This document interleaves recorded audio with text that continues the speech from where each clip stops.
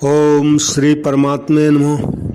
श्रीमद् भगवद गीता के 15वें अध्याय का महात्म्य। तो महाराज जी की वाणी में 15वें अध्याय का पहले सारांश आया है। पहले सारांश का पाठ करके फिर महात्म्य का पाठ करूँगा।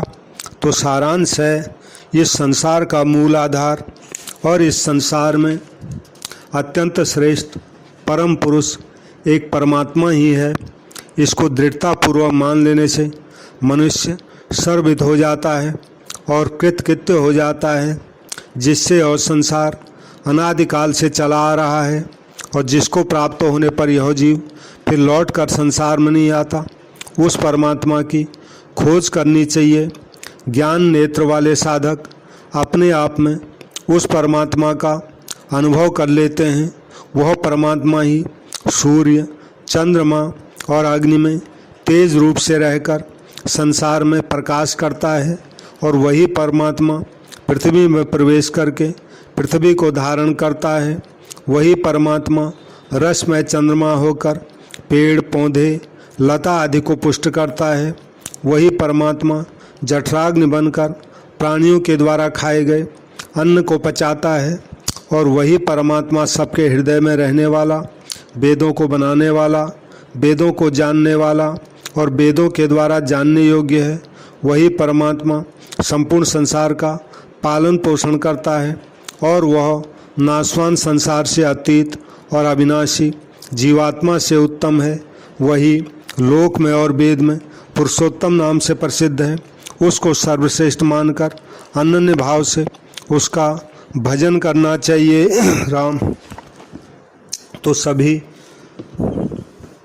सुनने वालों से मेरी प्रार्थना है, जो भी इस कथा को सुन रहे हैं, इस कथा को सुने अवश्य पूरी और इसको शेयर ज़रूर करें, क्योंकि अच्छी चीज़ का प्रचार होना चाहिए। तो 15वें अध्याय के 2 श्लोकों का पहले मैं पाठ कर रहा हूँ। श्री भगवान वाच ऊर्ध्वमूलमधौ शाखम् अश्वत्थं प्राहुरव्ययम् छन्दांसि यस्य पर्णानि यस्तं वेद स वेदवित् अधश्च ऊर्ध्वं प्रसृतास्तस्य शाखा गुण प्रवृद्धा विषय प्रबला अधश्च मूल्यान्य नुसंततानि कर्मानुबंधेन मनुष्यलोके। श्रीमद् भगवद गीता के 15वें अध्याय का महात्म्य सुनो। गौड़ देश में कृपाण नरसिंह नामक एक राजा थे, जिनकी तलवार की धार से युद्ध में देवता भी परास्त हो जाते थे। उनका बुद्धिमान सेनापति शस्त्र और शास्त्र की कलाओं का भंडार था। उसका नाम था शरभ मेरुंड। उसकी भुजाओं में प्रचंड बल था। एक समय उस पापी ने राजकुमारों सहित महाराज का वध करके स्वयं ही राज्य करने का विचार किया।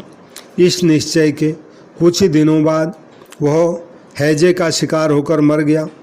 थोड़े समय में वह पापात्मा अपने पूर्व कर्म के कारण सिंधु देश में एक तेजस्वी घोड़ा हुआ।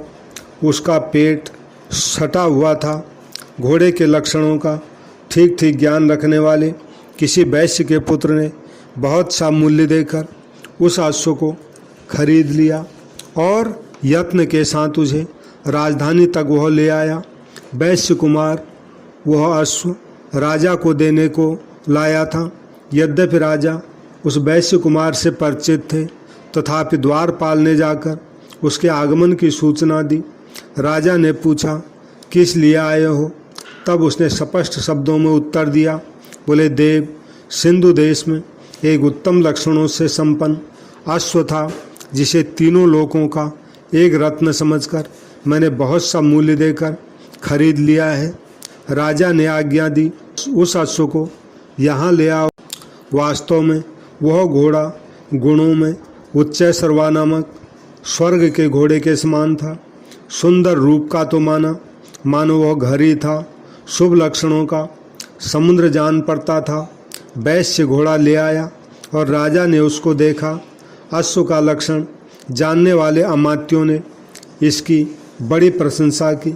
सुनकर राजा अपार आनंद में निमग्न हो गए और उन्होंने वैश्य को मुँह मांगा स्वर्ण देकर तुरंत ही उस अश्व को खरीद लिया। कुछ दिनों के बाद एक समय राजा शिकार खेलने के लिए उत्सुक हो उसी घोड़े पर चढ़कर वन में गए। वहाँ मृगों के पीछे इन्होंने अपना घोड़ा आगे बढ़ाया।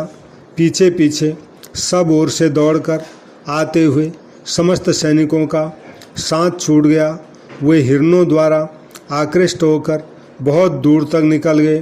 प्यास ने उन्हें बहुत व्याकुल कर दिया। तब वे घोड़े से उतरकर जल की खोज करने लगे। घोड़े को तो उन्होंने वृक्ष की डाली में बांध दिया और स्वयं एक चट्टान पर चढ़ने लगे। कुछ दूर जाने पर उन्होंने देखा एक पत्ते का टुकड़ा हवा से उड़कर शिलाखंड पर गिरा है।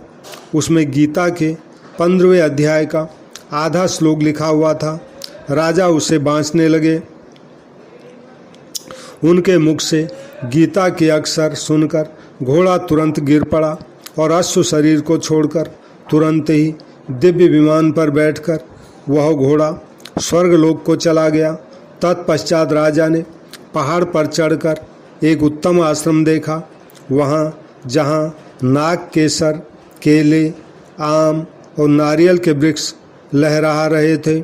आश्रम के भीतर एक ब्राह्मण बैठे हुए थे जो संसार की वासनाओं से मुक्त थे। राजा ने उन्हें प्रणाम करके बड़ी भक्ति के साथ पूछा, ब्राह्मण, मेरा अश्व जो अभी अभी स्वर्ग चला गया है उसमें क्या कारण है? राजा की बात सुनकर त्रिकालदर्शी मंत्रवेत्ता एवं महापुरुषों में श्रेष्ठ विष्णु शर्मा नामक ब्राह्मण ने कहा, राजन, पूर्व काल में तुम्हारे यहाँ जो शरभ मेरुंड नामक सेनापति था वह तुम्हें पुत्रों सहित मारकर स्वयं राज्य हड़प लेने को तैयार था। इसी बीच में हैजे का शिकार होकर वह मृत्यु को प्राप्त हो गया।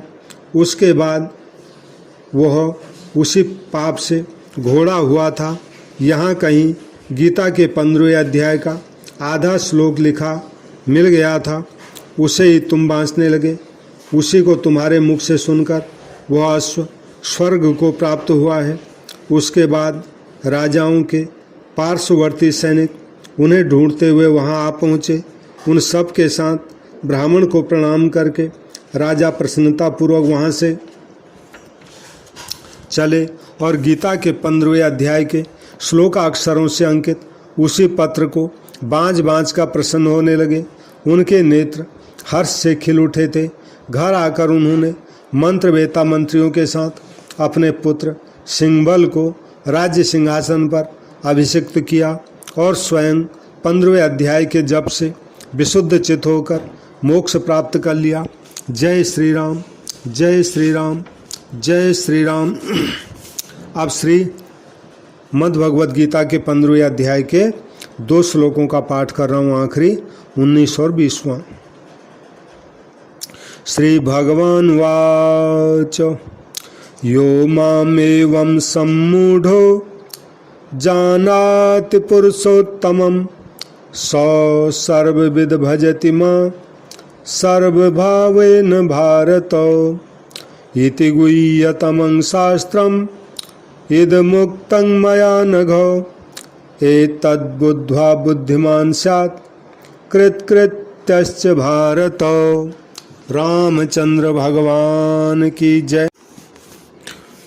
सीताराम। तुलसीदास जी के 2 दोहे हैं।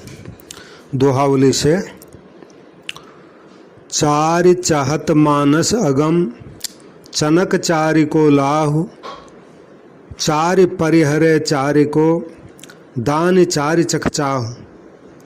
तुलसीदास जी कहते हैं धर्म, अर्थ, काम, मोक्ष, इन चारों को मनुष्य चाहता है, परंतु ये मन से अगम है, ये मिलते नहीं हैं। मिलते हैं 4 चने ही, मतलब केवल कुछ विषय ही मिलते हैं।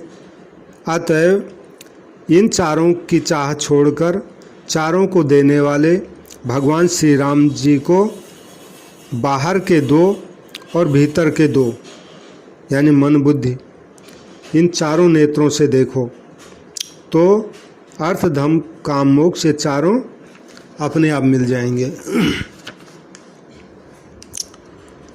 एक दोहा और है, बचन बेश तय जो बनई सो बिगड़ई परिणाम, तुलसी मन तय जो बनई बनी बनाई राम।